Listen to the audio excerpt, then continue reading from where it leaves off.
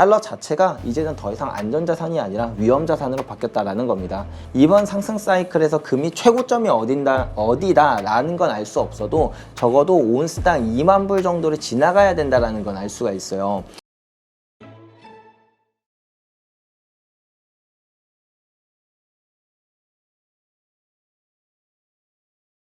안녕하세요. 815 가족 여러분. 여러분들 요즘에 돌반지 이렇게 선물하기가 굉장히 어려워지는 그런 시대로 와 있습니다. 금과 관련해서 최근에 많이 오르기도 했고 은도 따라서 굉장히 많이 오르는데 과연 금값, 은값 최근의 흐름들이 이제 많이 올랐으니까 이제 더 오를까? 아니면은 지금이라도 금을 더 사야 되나? 이렇게 고민이 좀 많으실 것 같습니다. 자, 오늘은 이분을 모시고 관련된 이야기를 좀 더 심도 있게 나눠보겠습니다.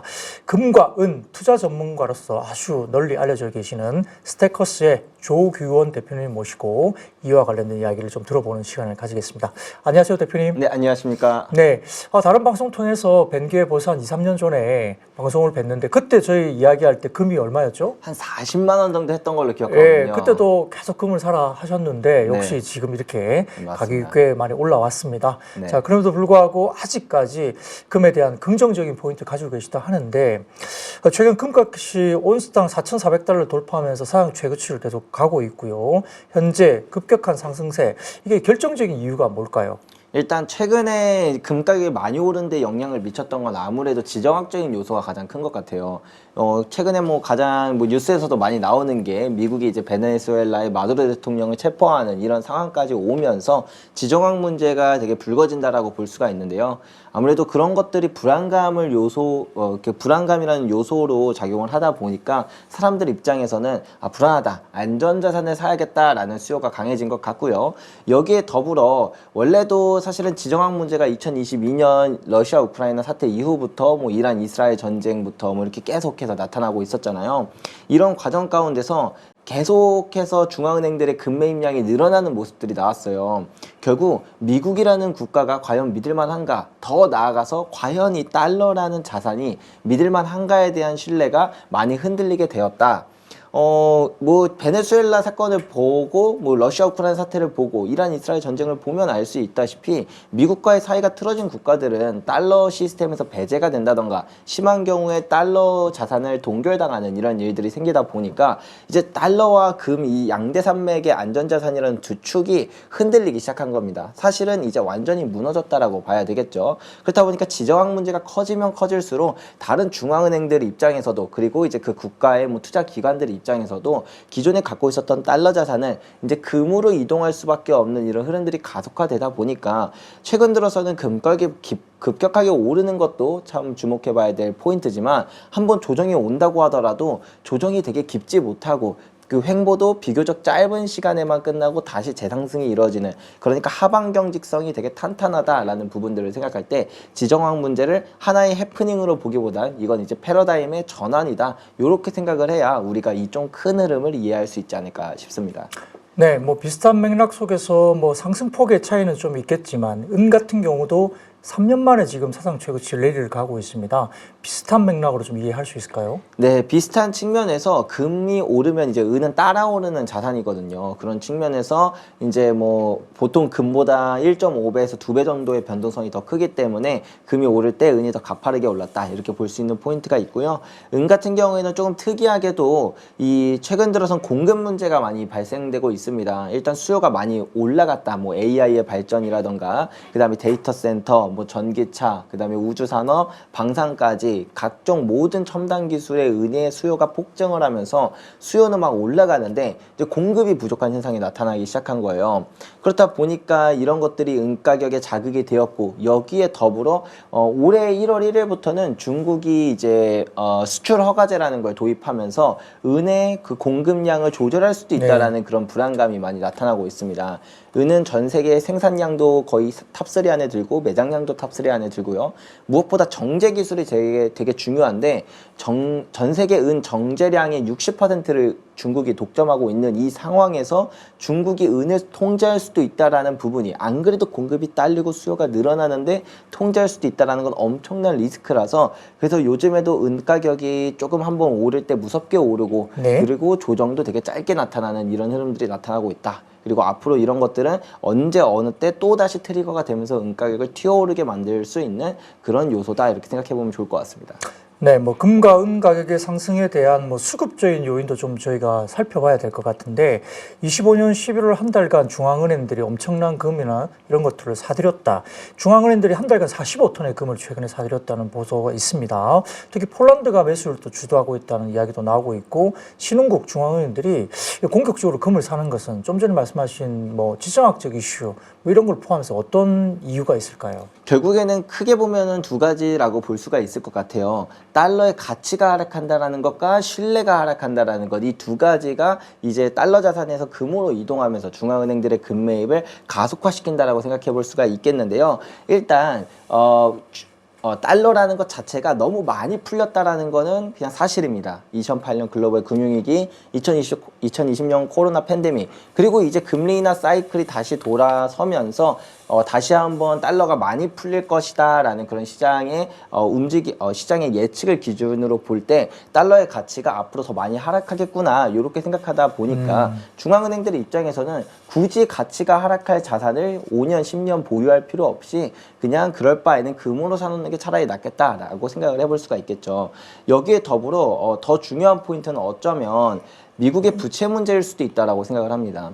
미국의 부채가 지금 38.4조 달러, 그러니까 우리나라 돈으로 한 5.5경 원에 가까울 정도의 그런 부채를 가지고 있는데, 이 부채에 대한 이자만으로 1년에 한 1,400조 원 정도를 지출한다고 해요. 국방비보다 더 많은 돈을 지출하는 건데, 사실 뭐 국방비 뭐 늘리거나 줄일 수도 있습니다. 근데 이자는 이미 벌어진 일이기 때문에 이 이자를 늘리거나 늘어난다라고 하면 금리가 올라가면 더 늘어날 수도 있어도 이 이자는 줄이기가 되게 어렵습니다. 줄이기 위해서 부채를 줄여야 되는데, 이제 그 정도로 사실 부채 문제가 1년에 숨만 쉬어도 2조 달러 이상씩 늘어날 만큼 되게 심각한 문제라는 거고, 다른 중앙은행들 입장에서 볼 때 미국의 부채 문제가 이거는 도저히 더 이상 해결될 수 있는 수준을 넘어섰다라고 바라본 것 같아요.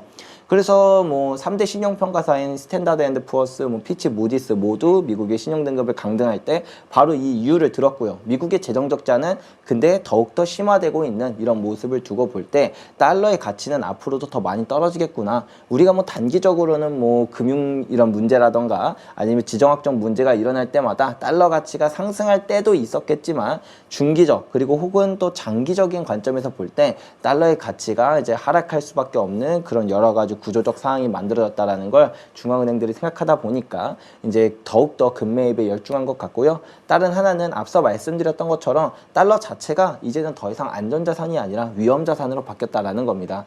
안전자산이라는 건 내가 어떤 위기가 왔을 때 나를 지켜줘야 안전자산인데, 뭐 러시아 사태만 보더라도 네. 막상 위기가 오니까 달러는 나를 지켜주긴커녕 외환보유고가 동결되면서 달러 시스템에서 배제되고 이런 문제가 생기잖아요. 그래서 이제 브릭스 국가들은 달러 결제망이 아닌 다른 결제망, 예를 들면 중국 같은 경우에 CIPS 같은 이런 결제망이 정말 빠르게 확산되고 있고, 금시장도 런던과 뉴욕에 그 가장 큰 상품 거래소가 있는데, 여기에서 벗어난 두바이, 인도, 그리고 이제 가장 요즘에 떠오르는 건 상하이 금거래소, 이런 곳들에서 실물 금시장이 빠르게 성장하고 있는 이런 모습들, 원유 거래도 아주 일부분이긴 하지만 달러 결제에서 벗어나 뭐 위안화나 루브라 같은 그런 페트로 달러 시스템도 흔드는 이런 모습들이 나오는 게, 이게 일종의 하나의 해프닝이 아니라 이거는 패러다임의 전환이다, 이런 거시적인 흐름을 본다라고 한다면 중앙은행들이 왜 이렇게 계속해서 높은 수준의 금매입을 이어가고 있는지, 그리고 금 가격이 앞으로도 왜 이렇게 뜨거울 수밖에 없는지, 이런 것들을 이해하는 데 큰 도움이 될 것 같습니다. 네, 결국 뭐 폴란드 중앙은행도 외환 보유고 내에서 30%를 금으로 하겠다. 그게 말씀하신 탈달러화에 대한 흐름으로 이해를 할 수 있겠네요. 자, 그러면 이제 중동과 남미 등의 국제 정치의 불안정성이 계속되고 있는데, 이게 금 가격에 반영이 바로 되는 걸로 보이는 상황이기도 합니다. 그러다 보니까 추정학적 긴장감이 좀 완화되는 쪽으로 많이 갔을 때는, 그러면 금값이 좀 빠질 수 있지 않을까? 이런 생각도 해볼 수 있는데 어떨까요? 네, 맞습니다. 뭐 비슷한 예시로 러시아 우크라이나 전쟁이 종전이 된다면까지도 생각을 해볼 수가 있겠는데요. 그런 것들이 단기적으로는 금 가격에 뭐 영향을 주기도 하고 그러니까 좋은 영향을 주기도 하고 나쁜 영향을 주기도 합니다. 이제 지정학적 문제라는 거. 근데 우리는 조금 더 크게 보자 이거예요. 좀 길게 보고 크게 보면은 지정학적 문제가 단기적으로는 조금 더 불거질 수도 있고 조금 완화되는 모습으로 갈 수도 있겠지만 지금 흐름 자체가 결국엔 세상이 점점 세계화에서 탈세계화로 가고 있다라는 흐름, 그러니까 점점 다극화로 가고 있다라는 이 흐름을 볼 때 지정학 문제가 과연 이번에 해프닝 이후에 이제 다시 평화의 세계를 갈 것이냐라고 보면 그러기가 쉽지가 않거든요. 거기다 미국은 이미 세계의 경찰을 내려놓은 지 꽤 됐습니다. 세계의 경찰이 사라지고 다극화로 가고 있다라고 한다면 여기선 지정학 문제는 오히려 올해보단 내년이, 내년보단 내후년이 더욱더 빈번하고 더욱더 깊이 그렇게 심화되게끔 그렇게 나타날 수밖에 없는 상황이다. 그런 환경이 만들어졌다라는 걸 우리가 이해해 본다라고 한다면 이제 뭐 만약에 지정학 문제가 좀 더 완화되는 흐름으로 가서 그것 때문에 금 가격이 하락했다. 오히려 그거는 장기적인 측면에서 볼 때 좀 매수의 기회로 생각할 수 있을 만큼 장기적으로는 지정학 문제가 이제 금 가격을 더 떠받치는 그런 요소가 될 거라고 생각합니다. 네, 뭐 미국 같은 경우는 베네수엘라 이슈뿐만 아니라 최근에 그린란드 이슈도 그죠? 나토 회원국인 덴마크를 위협하는 그런 것까지 보면 말씀 주신 대로 세계 경찰의 어떤 역할은 좀 내려놓는 것 같기도 합니다. 네. 자, 더군다나 금값이 상승하는 것에 대해서는 금리 인하가 오히려 금값을 좀 밀어 올리는 그런 요인으로도 이야기되는 상황인데 이 금리 인하 속도가 조금 최근에 뭐 미국 경기가 좋지 않은 것보다는 그래도 괜찮다라고 느껴지면서 금리 인하 속도가 조금 저하되거나 지연되거나 이럴 때 금값의 상승폭이 좀 둔화되거나 약간 뭐 금값이 그냥 움직이지 않거나 이럴 가능성은 좀 어떻게 봐야 될까요? 일단 이렇게 생각하면 좋을 것 같아요. 금리 인하 사이클이 들어서면서 사실 우리가 뭐 2020년 이전에 이제 2019년부터 금리 인하 사이클이 선제적 금리 인하가 있었고 2008년에도 이제 갑작스럽게 이제 경제 위기가 나오면서 제로 금리가 되기 전에도 이제 단계적으로 금리 인하가 이루어졌었잖아요. 그런 걸 보면 금리 인하 사이클이 들어섰다라는 것 자체가 우리가 예상한 것보다 조금 더 빨리 일어나기도 하고 어떨 때는 조금 더 천천히 일어나기도 합니다. 이런 이제 단기적인 측면에선 변동이 있다 뿐이지 금리 인하로 간다라는 이 큰 흐름을 이해하는 게 가장 중요하다라고 생각을 하고요. 여기에 더불어 만에 하나라도 사실은 금리 인하가 아니라 금리 인상으로 갈 수도 있다라고 생각을 합니다.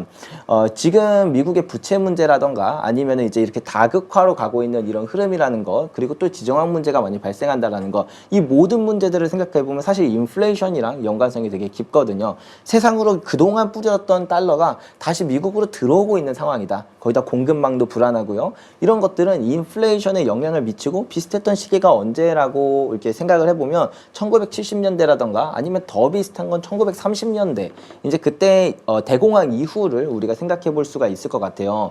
그때와 상황이 되게 유사한데 그럴 때는 이제 1970년대 같은 경우에는 인플레이션이 치솟으면서 오히려 금리를 인하해야 되는 상황임에도 불구하고 인상할 수밖에 없었던 때가 있었습니다.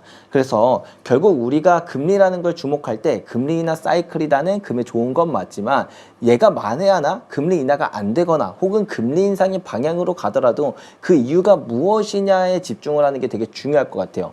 1970년대에는 물가가 치솟고 그것 때문에 울며 겨자 먹기로 어쩔 수 없이 금리 인상을 진행했던 터라 금리가 거의 14%까지 폭등했음에도 불구하고 금 가격은 26배가 상승하는 그런 기염을 토해냈거든요. 따라서 이 전체적으로 큰 흐름을 보고 그 흐름 속에서 연준의 스탠스가 어떤가, 뭐 이제 만약에 1930년대라고 한다면 그때 이제 대공황 직전에 좀 충분히 이제 완화적인 통화 정책을 했었어야 하지만 어떤 그런 결정이 좀 많이 미루어지면서 좀 디플레이션이 시장을 많이 나타나게 되고 그게 금 가격을 잠깐 조정으로 이끄는 그런 흐름들도 나온다라고 할 때 연준의 스탠스가 어떤가, 그리고 그 의지가 울며 겨자 먹기로 하는 거냐 아니면 정말 진중하게 긴축으로 가면서 어느 정도 경제적 그런 타격을 감안하더라도 그렇게 하려고 하는 거냐, 이런 것들을 우리가 주목해 봐야 될 포인트다. 근데 지금까지 보여지는 포인트는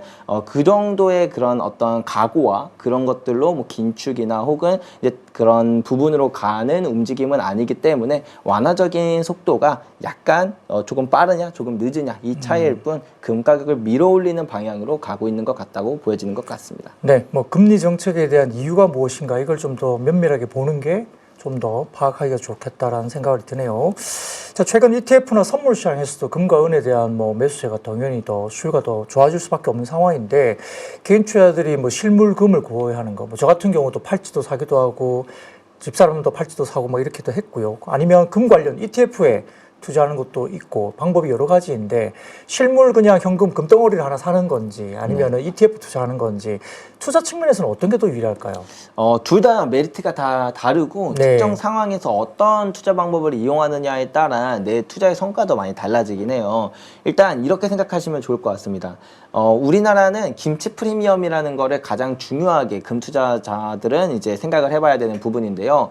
우리나라는 아무래도 상업광산도 없고 뭐 삼면은 바다로 막혀 있고 위에는 북한으로 막혀 있다 보니까 갑자기 금에 대한 수요가 몰려들기 시작하면은 공급이 부족해지면서 실물에 프리미엄이 붙는 이런 김치 프리미엄 현상이 나타납니다. 그렇다라고 했을 때 만약에 김치 프리미엄이 너무 과도하다, 막 5%를 넘어서 뭐 10%, 20%까지 올랐다라고 한다면 그땐 사실은 실물을 산다라는 게 이 공급이 해결되는 데는 시차가 필요하기 때문에 김치 프리미엄이 나타난 거라 어느 정도 시간이 지나고 공급이 안정화되면 그럼 다시 그 김치 프리미엄이 쭉 줄어들거든요. 그래서 김치 프리미엄이 너무 과도하게 높을 때는 오히려 ETF 같은 선택지를 잠깐 이용하는 것도 충분히 괜찮다라고 볼 수가 있고 반대로 김치 프리미엄이 1%에서 2%가 보통 정상 수준인데 이 수준 정도에 있다라고 한다면 나중에 또 금에 대한 수요가 몰리면서 사람들의 관심이 늘어나는 그 시기에 금 가격이 오른 거에다가 나는 이제 김치 프리미엄까지 추가적인 수익이 발생하기 때문에 지금 김치 프리미엄을 잘 보면서 선택을 하는 게 중요하다. 지금은 어떻느냐라고 하면 제가 오늘 오전에 확인하고 왔을 때 한 0.71% 정도 됐었어요. 그 말은 평균 일반적인 상황이 1%에서 2%니까 그거보다도 실물 프리미엄이 더 싸다라는 것이기 때문에 지금은 실물이나 아니면 뭐 KRX 금시장 같은 방식으로 투자하는 게 투자자들에게 조금 더 유리할 수 있다. 이렇게 말씀드릴 수 있을 것 같습니다. 네, 여러분들 그것도 참고를 잘 하시면 좋을 것 같고요. 뭐 일관된 한쪽 방향의 투자보다는 이렇게 실물이냐 ETF냐를 어떤 프리미엄 여부를 좀 따져보면서 투자를 하시는 게 좋겠습니다. 자, 그러면 뭐 금을 많이 지금 이제 가격이 올라 있는 상태에서 내가 근데 금이 더 오를 것 같아. 뭐 이렇게 해서 지금이라도 안 가지고 있는 분들 금과 관련된 투자를 지금도 늦지 않다고 생각하시나요? 네, 아무래도 금 가격이 좀 많이 오르다 보니까 내가 작년에 50만 원에 봤는데 그러니까요. 혹은 재작년에 뭐 40만 원대 봤는데 90만 원은 도저히 너무 비싼 것 같다라고 생각을 하실 수도 있어요. 근데 우리가 그냥 단순히 가격만 보면은 이 좀 판단이 흐려지지만 네. 좀 역사나 패턴이나 본질 이런 것들을 보면은 지금의 금 가격이 좀 다르게 보일 수도 있을 것 같거든요. 예를 들면 금이라는 자산은 한번 오를 때 좀 내내 오르는 특성이 있습니다. 길고 분명한 추세성을 가지고 있어요. 지난 100년 동안만 분석해 보더라도 짧게는 한 9년에서 길게는 13년 정도 오르는 상승 사이클을 가지고 있는데 지금은 사실 2019년부터 한 2030년 정도까지 올라야 되는 사이클이다 보니까 2026년은 그 전체 사이클의 한 중반부를 조금 지난 말 그대로 본격적인 상승장이 시작되는 그 정도 수준이라는 걸 알 수 있어요. 그리고 여기에 더불어 금 가격이 많이 올랐냐라고 하면 물론 가격만 보면 많이 오른 것 같지만 역사적인 수치랑 계산을 해본다면 그닥 많이 오르진 않았습니다.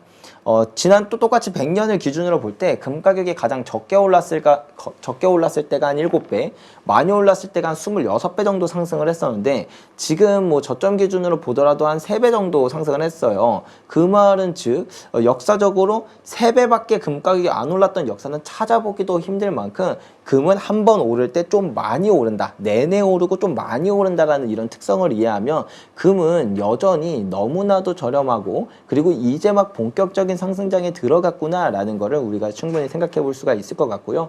그리고 그런 측면에서 볼 때 결국에 내가 금을 안 산다라는 건 안전자산인 다른 어떤 거를 좀 보유해둬야 되는데 그게 그냥 원화 현금이 됐든 아니면 뭐 달러가 됐든 뭐 이렇게 두고 보면은 과연 앞으로 뭐 4, 5년 뒤가 됐을 때 지금의 1000달러가 4, 5년 뒤에 1000달러와 똑같은 가치를 가질까? 지금의 1000만 원이 4, 5년 뒤에 똑같이 1000만 원의 가치를 가질까라고 생각하면 가치가 많이 바뀌어 있을 거라는 걸 여러분들도 충분히 사실은 공감하실 것 같아요. 네. 그렇기 때문에 이런 부분을 생각하면서 금을 좀 더 긴 호흡의 관점에서 바라본다라고 한다면 당장 금 가격 90만 원 뭔가 부담스러워 비싸라고 생각했던 내 어떤 관점이 이제 바뀌게 되는 포인트가 될 수도 있지 않을까 싶습니다.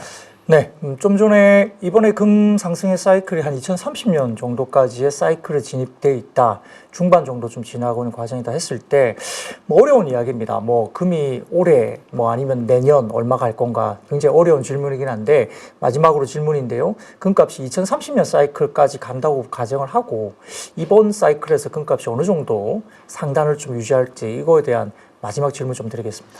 네, 요거는 사실 원래 얘기하려고 하면 거의 2시간 정도를 네. 얘기해야 될 만큼 좀 깊은 이야기긴 한데, 결론부터 말씀드리면 이번 상승 사이클에서 금이 최고점이 어디다라는 건 알 수 없어도 적어도 온스당 2만 불 정도를 지나가야 된다라는 건 알 수가 있어요.